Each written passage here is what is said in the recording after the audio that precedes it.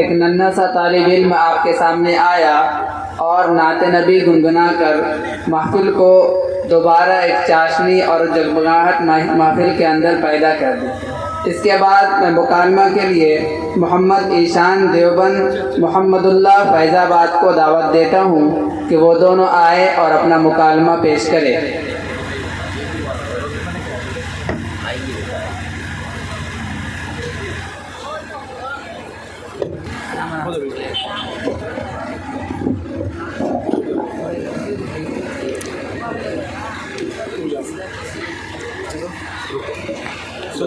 अरे सीधा मत करो, थोड़ा सा टेढ़ा कर दो।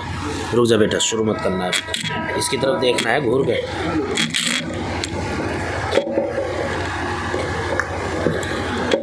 यहाँ खड़ा हो।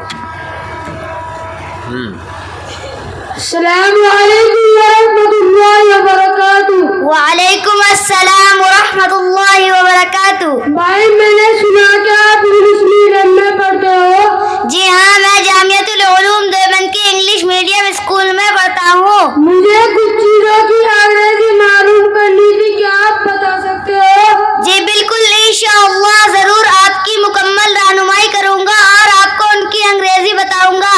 सुबह सवेरे, अर्ली मॉर्निंग, सुबह मॉर्निंग, चर्च का वक्त, लेट मॉर्निंग, जवान, मिड डे डाउनफॉल, दोपहर, नून, दोपहर, आफ्टरनून, दोपहर के